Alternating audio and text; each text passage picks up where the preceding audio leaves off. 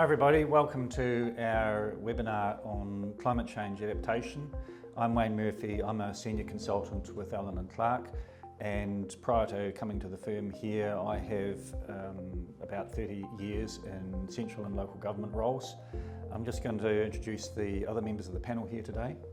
Tēnā koutou, kei te noho au I raro I ngā maunga o Tararua, kei te kaukau I ngā wai o Waikawa awa, kei te titiro au ki te motu kapiti, ko Stack te whānau, ko Sean ahau, tēnā tātou.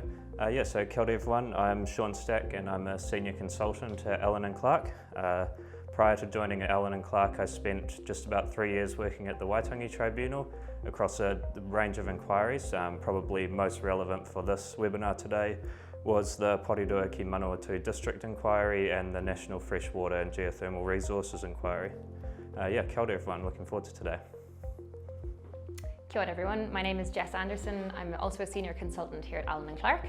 I've been with the firm for about 2.5 years and I mostly work in the climate change and sustainability space, and I've led quite a few engagements as well on behalf of our clients. Yeah, good afternoon, I'm Adolf Stroombergen. I'm Chief Economist at Infometrics, where I've been for rather a long time. I've been working on climate change issues probably since the mid-1990s, mostly on mitigation, and more recently, more emphasis on adaptation, hence my presence here. Wayne. Thank you all. We've run quite a number of webinars over the last few months, and this issue is one that people have requested that we dive into. But there is so much that you could talk about when it comes to climate change. And so we've had to focus our, our subject material a little bit. And what we've done in doing that is we've taken a bit of a clue from the questions that many of the people that have registered for the webinar have put to us. So we're not going to talk about carbon footprints and mitigation matters very much, if at all. Those matters are quite significant and they deserve their own time. We're going to be talking about climate change adaptation in the local government context. So the points that we will get to today, one is about encouraging the organisations, local government organisations, to think longer term than the typical 3 to 10 year period that they're often putting their policy documents out to communities on. We're going to be encouraging organisations, we're going to be talking a bit about the assumptions that should be part of that longer term outlook. And we're also going to be building a road to gradual adaptation as opposed to a shock. So the country has seen major events, major weather events, those are shock events, and we think climate change adaptation, the big thing around climate adaptation is trying to steer away from having to manage through those shocks and put arrangements in place so that communities can cope. So first of all, before we now that we've set those boundaries, what are we talking about when we're talking about climate change, team? Yeah, well, climate change is long-term shifts in temperature and weather patterns, and what that means globally is that the atmosphere and the oceans are warming, ice and snow are diminishing, and the sea level is rising. In Australasia, it appears we're going to experience higher surface air and sea temperatures, more hot extremes, fewer cold extremes, and changes to rainfall patterns. In New Zealand, there's expected to be regional variation in the long-term shifts in weather patterns. For example, we're probably going to see less rain in the northeast South Island and the north and east of the North Island, but more rain elsewhere. And there's sort of one way to sort of think about the impacts of climate changes in terms of slow onset events and rapid onset events, and that's sort of Adolf's area of knowledge, really. Yeah, I mean, it's an interesting question actually, because we think of the slow onset events like gradual sea level rise, as opposed to rapid onset events of the kind of storms that we've seen and things like fires as well. But the two are actually interrelated, because as the sea level rises, the risks, the damage that can be done by the extreme events is exacerbated. And we've got a little clip here that we can show you what happened in Hawke's Bay a few years ago. So yeah, you can see what's happened there. Those massive big waves have actually been occurring in Hawke's Bay really since the 1960s, if not earlier, but they've become more frequent, and there used to be a lot of stony beach. There's a couple of dunes of stones there. They've all gone, and a lot of that's been exacerbated in the last few years, and we can expect to see that go up, increase a lot more. And you'll see in the clip there, the waves crashing over the houses. Some of those seawalls have now gone. So as the sea rises, those events, as I said, become more damaging. Yeah, and I think what Adolf was sort of one of the key points of that really is sort of seeing the changes in temperature and weather patterns are risk exacerbators. And like if you look at Cyclone Gabriel, for example, the cyclone itself wasn't caused by climate change, but the preliminary modelling indicates that climate change did increase the level of rainfall that occurred during the cyclone by about 20 to 30%. And even then, that level of increased rainfall wasn't necessarily the cause of harm, rather it was that level of rainfall in the context of a whole lot of other circumstances and different things like sort of soil erosion, susceptibility, land use decisions. So that's sort of... Forestry slash? Yeah, forest, exactly. And then also another big part of that is of course infrastructure design, and that's something that that councils is of quite a lot of interest to councils, we've heard. Thanks for that. Jess, what do we mean when we're talking about infrastructure? Thanks, Wayne. When we're talking about infrastructure in the context of today's discussion, we're really talking about the physical assets that councils own, such as those that provide water, our sewage and stormwater systems, our roads, our public facilities that provide public services. And I think Local Government NZ has estimated that the value of these physical assets that local government own is about $124 billion. So that's kind of giving you a sense of the scale of the cost of these assets, and it makes it really critical that we're talking about climate change adaptation and how local government can respond. So what are councils doing to manage the risk? Yes, one of the things is essentially forming community panels to then decide what the risks are, what's to be protected, and it's not just, as Jess was saying, there's physical infrastructure, but there's also natural assets like wetlands and access to the beach. So these things have to be sorted out by the councils and the community groups before they can even start planning about what kind of defences to do. And I'll come back to that later on. Yeah. So when it comes to the council's role, often we know that councils are big on plans and doing plans for their communities, strategies and the like. Adolf, can you tell us a wee bit about adaptation planning? Yeah, it's basically what I was mentioning, that there's a lot of...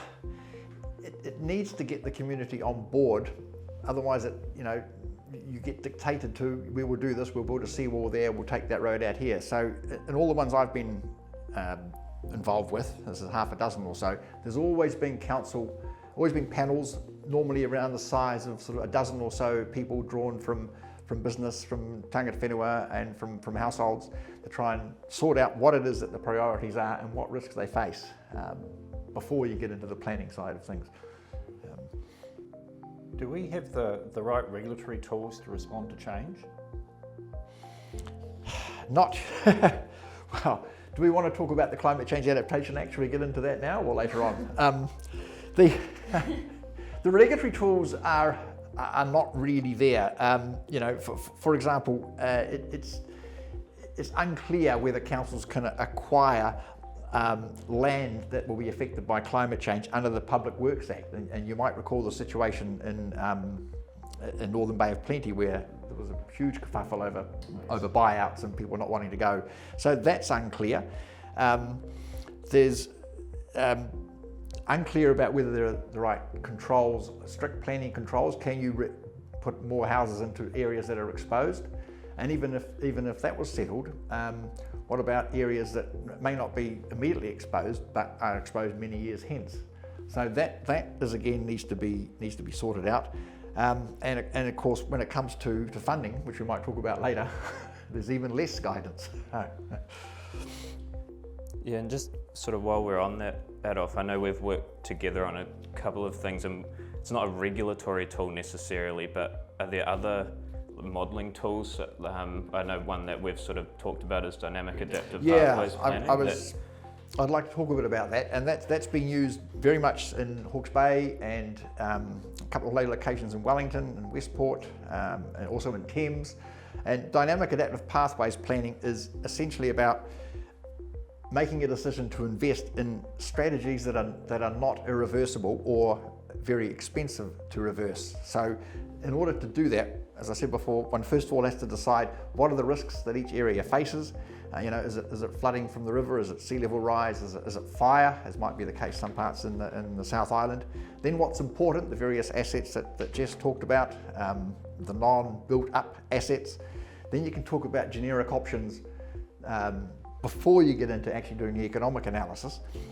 And in doing that, one goes to the dynamic adaptive pathways planning issue, which means one can invest in something that doesn't preclude doing something else later on. And I can talk a bit more about, should we talk about real options analysis, Wayne? Can we do that here? Why not? Real options analysis is an interesting term. It's just a fancy term of cost for cost benefit analysis, really, that takes into account the value of waiting, right? So essentially there's a trade-off here. Do we want to spend a lot of money too soon? And that may turn out to be, if the climate change hazard is less serious than initially anticipated. Of course, the other side of that is if you delay doing something, you may get wiped out. So the question that real options analysis tells us, or the guidance that it gives us, is what is the value of waiting, and we have to try and trade off those two sort of type 1 and type 2 error type effects. So when is it worthwhile doing something, and when is it better than doing nothing? And if you've got more than one option, what is the best option out of all the ones you've got? And what is the trade-off between cost and flexibility? We can have a least cost option, but it might be something that has no flexibility at all. And in times of uncertainty, as we have now, we don't know what the climate change pattern is actually going to be like. You want to keep that flexibility there. So again, there are trade-offs there. I should add that real options analysis, although it's an economic way of looking at things, it's not the be-all and end-all. It's hard to take into account non-economic values. What's the value of a cultural asset, for example?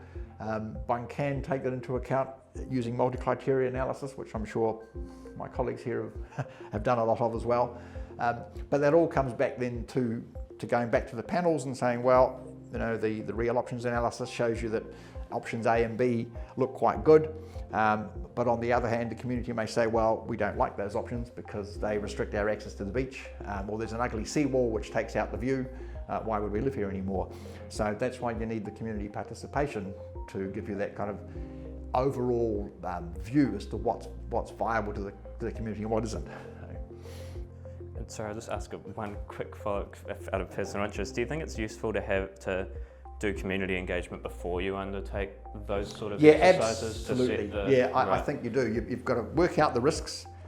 What's the nature of the risk? What's the assets that are being protected? And then what are the kind of adaptation actions that are acceptable to the community?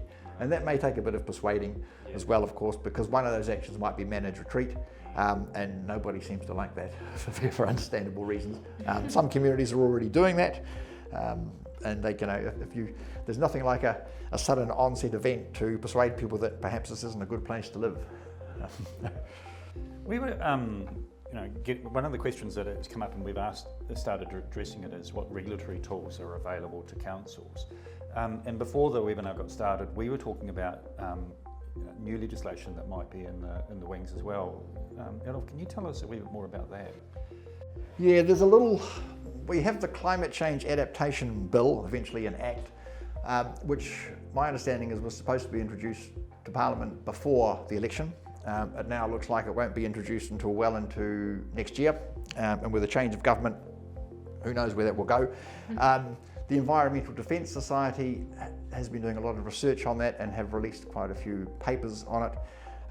There's nothing concrete, as you might expect at this stage, but they have got a whole lot of issues to consider. One of the ones is we said before, about whether local councils have the right legislation to force people to sell, compulsory buyout under the Public Works Act. They've got to look at that. And you'll have seen in the case of the rainfalls in Auckland and Hawke's Bay, if you compensate people, what do you base it on, right? Is it the replacement cost of the asset? Is it the market value before the event or after the event? How do you measure it?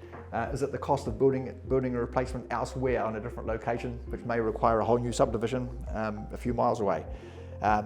There's nothing on governance structures for these things, for dealing with things like managed retreat and general adaptation actions.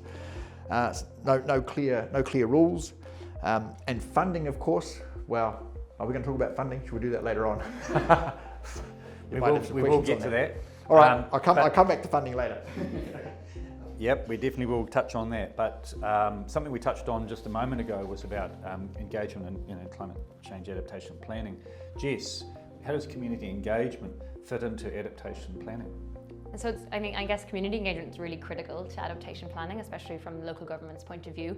There are a couple of ways that we can think about engagement and climate change adaptation planning. So the first type of engagement really relates to kind of responding to the community's reactions to climate change engagement. So we know within communities there are often some people who are really concerned about the climate and really want to know what the council is doing and if it's taking long-term action to address climate change and the kind of impacts that they're likely to feel. So that's kind of one aspect, that the council really needs to respond to those people in the community and demonstrate that it is thinking long term. There's another side to the community which perhaps consists of people who aren't as concerned about climate change, but they really need to understand from the council's point of view that there will be costs in terms of this long-term planning. There will be costs that will fall on these people. So there's kind of these two aspects that councils need to engage with in communities. And another way to think about community engagement is thinking about the value that communities can actually bring to the table in terms of making decisions, in terms of talking about the impacts that they are feeling currently or they think that they will feel. Local history. Local history, exactly. They know these things quite well, and in some cases there's members within communities who've already really thought about what are the solutions that I'm going to take on my property or in my area, and so really trying to build on what people are already doing is something I think that is important and kind of really should be given value. And just to really reiterate what Adolf and Sean said, starting engagement with the community before you think you need to is really valuable. And of course this has to be balanced with prioritization and resource and capacity, etc.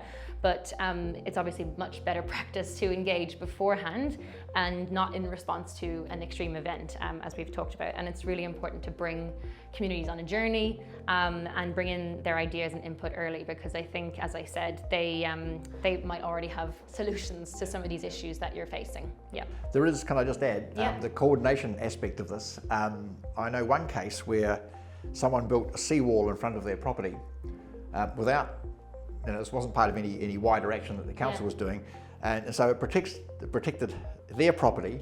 But what happened, of course, is the sea and the waves came around it on each side and produced more damage to the neighbouring properties. So you definitely need to get that whole community buy-in before someone acts unilaterally and does something which really has adverse consequences elsewhere. Yeah.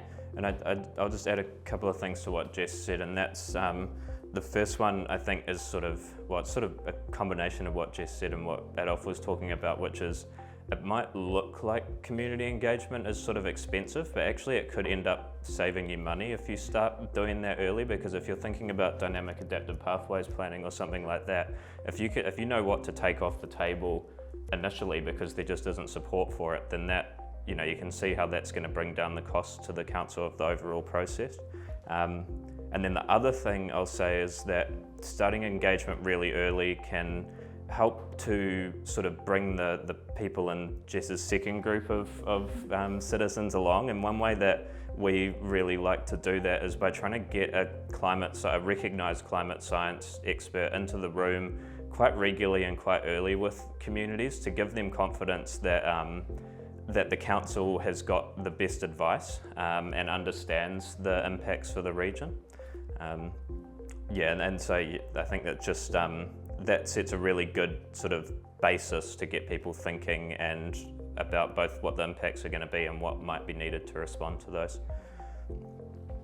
So what I'm hearing from all of that is that the council is acting as a facilitator, doesn't need to have all the answers, brings evidence-based information to the community to sift through and work through.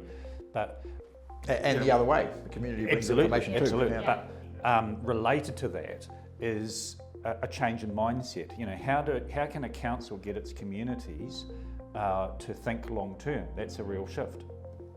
Yeah, I think really, like, just building on what Sean has said, I think getting that information in front of people early and having the data there that they can see this is actually going to happen or this is likely to happen to us is really important, and establishing that and sharing and establishing long-term assumptions with the communities, I think, is something that you can do to try and get them to think long-term.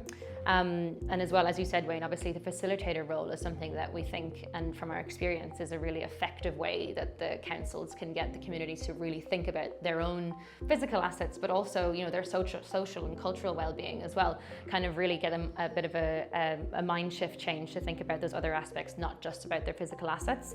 But again, all of this that I'm saying is really from a risk kind of perspective, and I think there's other ways that we can think of it as well, and kind of opportunities is one thing that Sean and I have talked about. Yeah, and I mean, this sort of, I don't know, vaguely blasphemous, I suppose, but I think a lot of sort of the narrative around climate change adaptation is squarely focused on sort of those changes in temperature and weather patterns as risk exacerbators, but I do think that at least when we're trying to get communities to think long term, you can look at them as sort of opportunity generators as well. Because you are sort of like taking changes in weather and temperature over the medium to long term. There's already good evidence coming out of New Zealand from different regions showing that we're going to be able to grow new crops in new regions where you previously couldn't, and even going to be able to grow whole new crops in New Zealand that you couldn't previously grow in New Zealand. And I think sort of, I don't know, personal experience tells me that people are probably more motivated to work towards opportunities than necessarily working against risks. And so I think if you are doing community engagement, then if you just shift your focus a wee bit into looking, okay, what are some opportunities that we could look at with the community here around this? And you might find that encourages more medium to long-term thinking from your communities, when they can see that there might actually be a benefit for them down the road to work towards. And you'll probably end up addressing the same risks that you would have addressed anyway. So it's just a little bit of a reframing, I think, that might be helpful. And unfortunately, possibly helped by an adverse event. Very like unfortunately. Something horrible to make people think, well, actually, what are we going to do to stop this happening in the future? So you need a combination of, unfortunately, some adverse events, and then the view that you're talking about. So when we were talking about adaptation planning before, what are some of the examples of how councils can engage with their communities on this? Yeah, so there's a whole range of examples. It really depends on the purpose of the engagement, because I guess some councils and communities will be at the very start of their journey, right? And so in those particular instances, a potential in-person meeting with some of the affected communities, or the communities that may be affected first, depending on some of the kind of impacts modelling, they could be engaged first in a sort of an in-person event or meeting. And for those councils that maybe have limited resource or capacity, they could potentially do a Q&A document or some sort of online webinar like we're doing today, which doesn't require too much. As I said, it's really important to bring people on the journey. So getting these kind of introductory events before you go into the kind of the dynamic adaptive pathways planning is really important. For those who are kind of maybe a bit more down the road, other forms of engagement include focus groups or crowdsourcing. As I said, you really want to look at the communities to get ideas from them as to what are some of the actions, what are some of the impacts, and what's actually being felt by communities currently. And I really think that sort of approach could help with decision making for the council. And I guess the other thing is that it's a little bit away from BAU engagement, where you're engaging on specific issues at a point in time. This is a very long, as we've talked about, a very long-term planning sort of engagement, and so building relationships that you can kind of come back to, again, every few years, and have adaptive changes to the plans is really, really important. And Adolf, you've got some experience. Yeah, I was going to say, in my experience, when panels have been put together, I mean, Hawke's Bay had two panels, one for the southern part of the coast, south of Napier, another part for the northern part, each with about a dozen or so people. You're talking about resources. I don't think, and someone can correct me on this, that people didn't get paid to be on these panels. the council would reimburse costs, because some people would come from a little bit out of town and needed some transport costs, and they may probably get lunch and this sort of thing. But they didn't get paid because people had a stake in the game, a skin in the game. So they were happy to do that. And the panels that Hawke's Bay set up started early on, and they are still going, I think. So for a very long time, the initial work that we did on real options analysis was in 2017, and there are still decisions being made that haven't been finalised. So the people on the panels and the expert technical advisory group come together quite a lot to see what progress has been made and what to do next. And I think with engagement, especially around something like this, if you're engaging, you might be engaging directly with one person, but they're going out and they've got a whole web of relationships that they are going to disseminate your messages through. So I think you can really effectively reach a much larger group of people than you think you might be. That was just the one thing I sort of wanted to add to that. Yeah. Thanks for that. Well, to wrap up this segment, can each of you just give me one thing that local councils should consider when they're planning community engagement on climate change adaptation? I can go first. I think the main thing, I've kind of mentioned this already, is that councils don't need to have all the answers. The example that Adolf just gave is really beautiful, that there's already people who are really kind of passionate and engaged in this, who want to be involved. So really relying on those types of people and looking to the communities to support the council coming up with plans for adaptation is really important. And I think it doesn't only build relationships within the community, but it makes people feel really heard, respected, and sort of builds a common sense of objectives amongst the community. Yeah. And then if you do that, you could make sure that the risks are identified, the adaptation strategies are sorted out, and you don't suddenly jump off and invest in stuff that might turn out to be a bad decision. So take your time. There are adverse events which could happen at any point, but things like sea level rise are long-term effects. We don't want to act too rashly. I'll give my one tip as well. I think my one would be start engaging about this now. The earlier you start, and especially if you're seeing your engagement as just a way to build relationships with the community and to sort of provide them the information that they need to make good decisions, and that to get the information from them that you need. There's no too early. You don't, like we've said, you don't need to have all the answers by the time you start your engagement.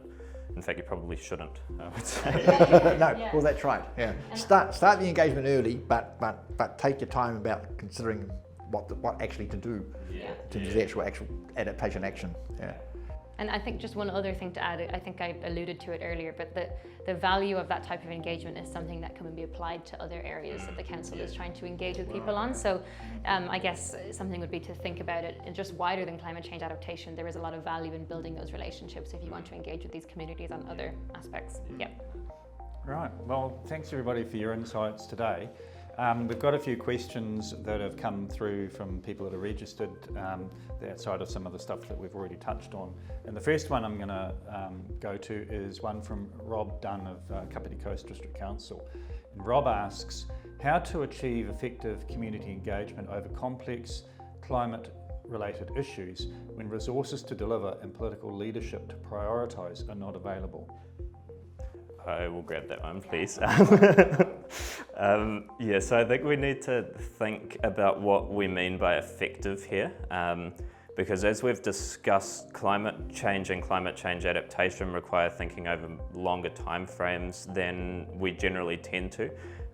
So in that sort of context, I think engagement can be effective in the sense of beginning to gradually build grassroots support for political leadership to prioritise climate adaptation.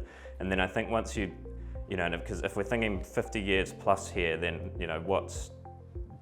10 years is a long time, even in that sort of context of starting to build up the willingness amongst communities to support political leaders who are willing to make the changes that need to be made, and then I think funding will sort of come after that. I know it's probably not the answer you might have necessarily wanted to hear, but it might be a bit of a hard sell. But I do think it is true that effective here can just be a very gradual shift in what the ratepayers think about an issue. Yeah. Well, I think there's actually a real appetite in communities for councils to, as we started talking about before, facilitate the conversation. So I actually don't think that it's that difficult to get the ball rolling. It's when you actually start translating that into realistic and achievable solutions, I suppose. And the finance.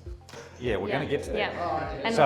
Yeah. And I think just to add to what Sean was saying, kind of to kind of echo what I said earlier, is that thinking about these engagements like kind of outside the climate change adaptation engagement only, you're thinking about the value of building these relationships, and that might sort of bring maybe some of the others within the local government sort of on board in terms of the value of this engagement. Yeah. Okay, thanks for all of that.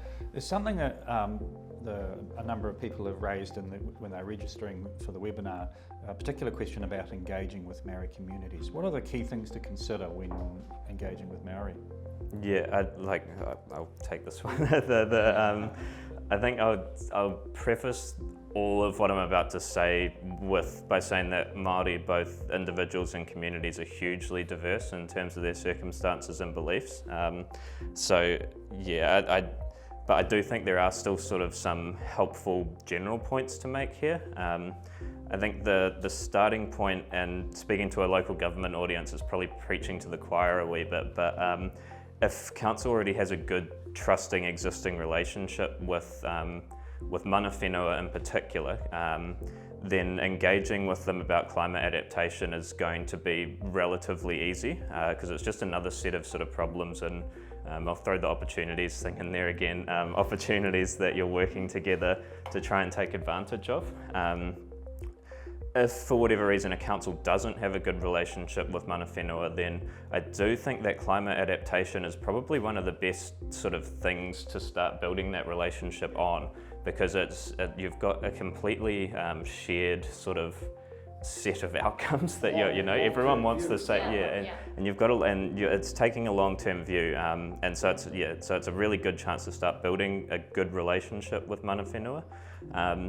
And then, so I've talked about mana whenua, and then engaging with sort of Māori generally. A colleague once told me that her aim in life was to be a good tupuna or ancestor, and I think that's a very good way to frame engagement about climate adaptation for anyone, but particularly for Māori.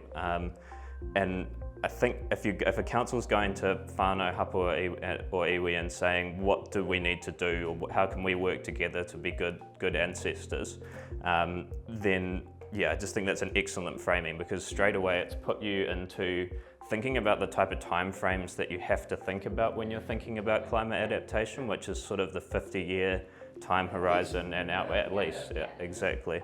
So I think. Yeah. Yes, we're doing some analysis now that looks out to the year 2150, 2150. Yeah, exactly. And that's, ideally that's probably the way that a lot of planning is going to go with everything. But for this one in particular, it's excellent. So Peter Clough, he asks, climate impacts don't adhere to administrative boundaries, so how are councils to coordinate impact mitigation to greatest effect? And I'll start on this one, because as many of the people who are watching today know, many council activities operate across district council or territorial local authority and regional council boundaries. So that's not really a foreign concept to councils. In Wellington, for example, waste and wastewater services operate between Wellington and Porirua, as just an example. Does anyone else on the panel have anything to...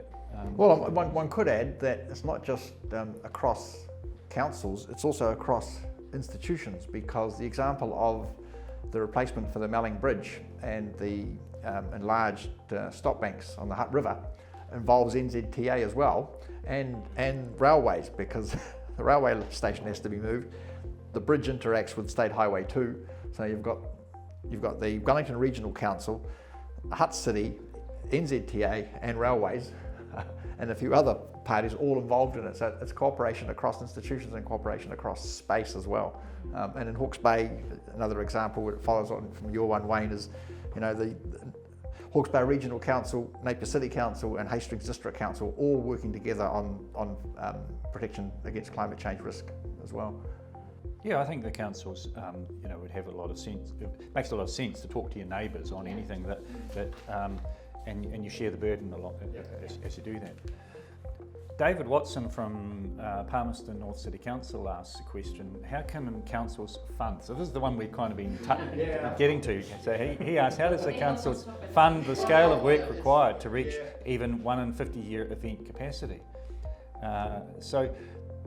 One of the issues around this question is when you talk about a 1 in 50-year event, you're talking about this thing we're trying and not get ourselves caught up in, which is a sudden event. And councils' infrastructure and those sorts of things are designed to a certain capacity, and I would say that as they look to climate change adaptation, you'd look at the asset management plan and ask yourself, is this the right level of service? Is this configured for the future, as opposed to what we currently cope with? But that's a slightly different thing from responding to an event. That's that adaptation thing again. Yeah, I mean, I think the point that might be relevant here is that the 1 in 50-year event can be handled by insurance because it is rare. But over time, as climate change is exacerbated, that event will become more frequent and or more intense. And at that point, the insurance industry at some point says, well, we paid you out 2 or 3 times, sir. We're out of here. And then there's the question of, okay, what happens after that? And we can see, again, in the case of Hawke's Bay, where the councils are attempting to come up with a funding model where essentially, if it's private property that's being protected, those people pay more of the costs of the adaptation action. If it's public property like a road or a beach, it becomes paid for by the wider community. But at the moment, and the Climate Change Adaptation Act will hopefully deal with this at some point, there's no legal framework that links adaptation planning to funding. So councils are doing the best they can, and it gets rapidly into the wider question of how you fund local government. And that's because it's not just climate change, it's, as we know in Wellington, it's a lot of broken pipes and a few vanity projects as well, perhaps. So these things are not very easy. Yeah, if you were building up a fund to replace an asset, you would think of it in a depreciation term, but that's not necessarily the case in this kind of conversation, is it? No, that's right. You do need to think in the future, what can we do to make that asset more robust, and it's going to be a bigger investment than something that you did in the past, which you finance just by depreciation, as you say. Yeah. But ultimately, when you're looking longer term and you think, we've got these potentially legacy type issues confronting us, then it'll help councils in terms of their budgeting process, whether it's an LTP or whatever it might be, to prioritise its limited resources when they understand, yep, we've definitely got to plan for this. We've gone through a really good process to this point, therefore, this particular approach or solution will rise to the top. Yeah. And there may be a whole new different ways of delivering council services. So at the moment we're all used to everything being reticulated, but there may be communities where that becomes unviable, and every section has to have its own composting system or wastewater disposal system, and that may well be cheaper. Yeah. Thanks. Right, so Leonie Walker asks around engaging communities, which we've spent a bit of time talking about today, do councils have the expertise to understand how to change behaviour? I think my gut reaction is probably yes, because I think a lot of what council do involves changing behaviour.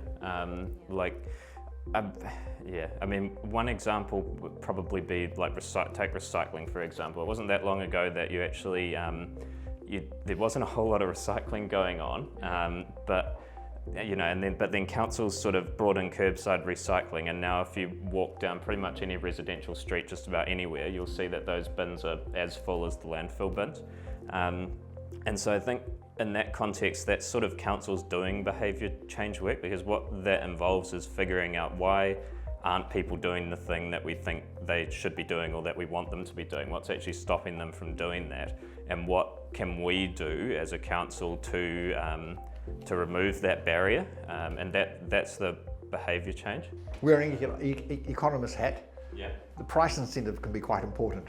Yeah. You know, and we know that where water is being charged for, the consumption is lower. Yeah. You know, and the same applies to rubbish. Yeah. And I think, what I'm saying there is that, sure, that example might not be climate change adaptation, but those skills and that way of thinking is clearly in council. However, I will take the chance to do a blatant pitch, so excuse me for this, but we're Allen and Clark's really lucky to have a guy called Griffiths, he's a sort of, internationally recognised expert in human-centred design, which is sort of a methodology that can squarely sort of resolve those, figure out what the issue is and what can be done to remove that barrier to get the behaviour change. And I'll say from experience, if you get him in, even for a couple of weeks, right at the start of your adaptation strategy thing, just to work with your staff to sort of develop that strategy, that is very good value for money. And your staff will learn a huge amount and probably build confidence that they already pretty much know what to do, and they can take that forwards through there. So yeah, excuse the blatant pitch. Cool. Manditha Jamuna asks, how best can local government incorporate climate change measures into operation and maintenance of existing infrastructure? And my thoughts when I was reading that question was I'd go back to the asset management plan. You know, most asset management plans for embedded infrastructure, and even for some of the social infrastructure, they often have a 50+ year life outlook. So if you start incorporating what you think the operating profile is going to be into the future, then you're flagging what the funding requirements are to maintain or move to that level of service. So, and then you use the standard tools and mechanisms that councils have through their annual plan, through their long-term plan process, or bespoke consultation to bring the community along with you. So, I think that's just bread and butter for local government. It's also, I think, the role and responsibility of council officers to bring to the attention of council, right, the operating cost for this thing is, or this asset or this service is currently this. And when you add these new information inputs in, which are evidence-based, then it moves to this. And then as you go through that process, and we talked about adaptation planning as well, you'll be working through a process where you'll know whether it's right for your community, whether it has that flexibility that was touched on before as well, it's going to be fairly dynamic, and some people are going to have difficulties processing that information. But it is the role of local government to facilitate that. Yeah, I mean, it might be things like, you know, increasing the size of the wastewater pipes. Yes. When you actually put these things in the ground or renew them, making sure that your pumping station is a metre or so above where you might otherwise have put it because of the rising water table. These things that aren't particularly costly if you do them at the start. And as you say, Wayne, part of that asset planning and getting the robustness in there. Thanks. Georgia Kahan asks, how to avoid consultation fatigue? We've talked about consultation a lot. This is a question that I encounter quite a bit, so it's a really good question. How to avoid consultation fatigue?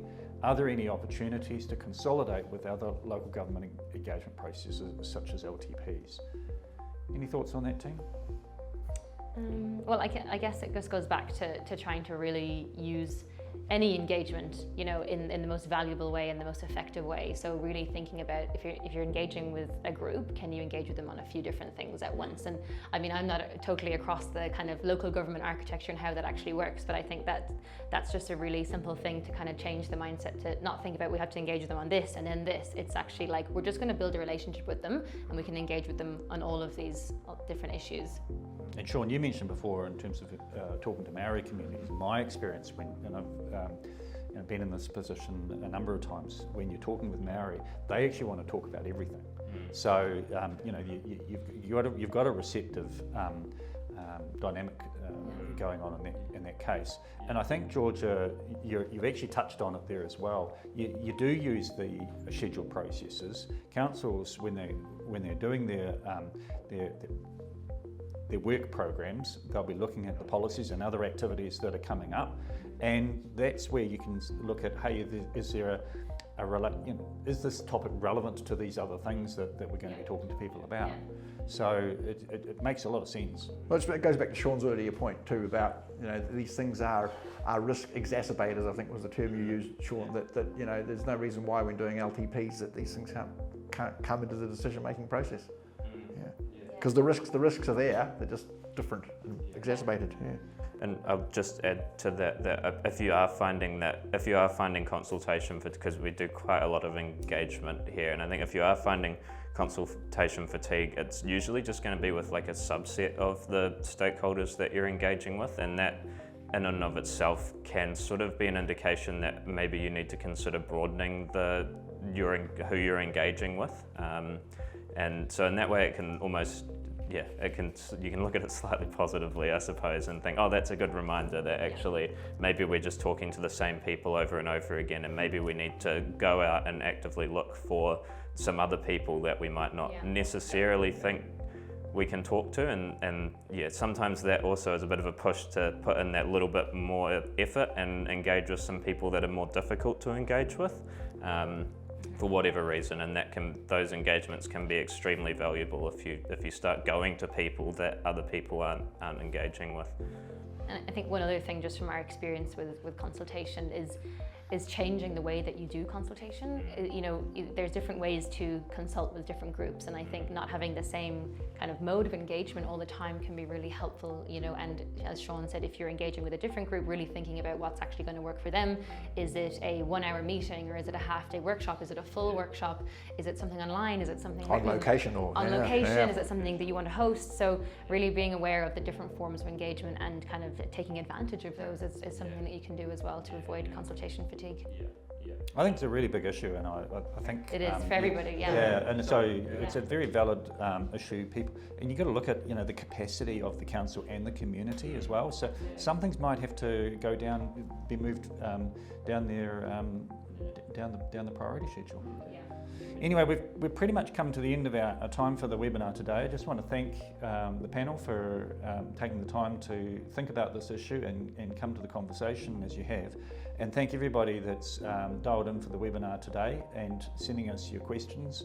Hope everyone has found it helpful and useful, and has something to think about after this. Kia ora, Wayne. Kia ora koutou. Thank you. Thank you.